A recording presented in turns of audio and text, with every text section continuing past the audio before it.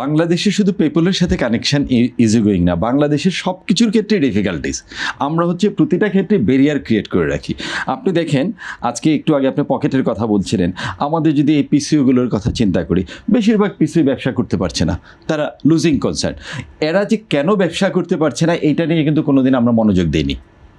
আমরা যদি ওই জায়গাটায় মনোযোগ দিতাম, এই যে তাদেরকে যদি আমি প্রণোদনার মধ্যে নিয়ে আসতাম, তাদেরকে যদি আমরা একটা লেভারেজ দিতাম, তাহলে কিন্তু আমাদের ইকোনমিতে এরাই পায়োনিয়ার রোল প্লে করতো এবং ডিজিটালাইজেশনের দিকে, ক্যাশলেসের দিকে এগিয়ে নিয়ে যেত।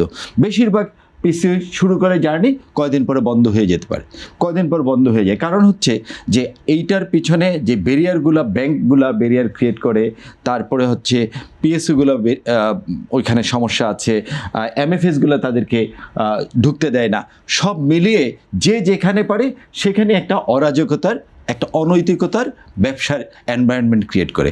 সুতরাং আমার মনে হয় যে রেগুলেটরের কাজ হচ্ছে গিয়ে তার যে ইন্টারমিডিয়েটারিগুলো আছে, সেই ইন্টারমিডিয়েটারিগুলো যদি প্রপারলি একটা সিঙ্ক্রোনাইজ ওয়েতে একজন আরেকজনকে সহযোগিতা করে ব্যবসা করতে পারে, ইন্টারঅপারেটেবিলিটি বলেন এবং অন্যান্য সকল ধরনের সুবিধাগুলো যদি নিয়ে আসে, এবং তাতে করে আলটিমেটলি সম্ভব আমাদের ক্যাশলেস জার্নিটা শুরু করা।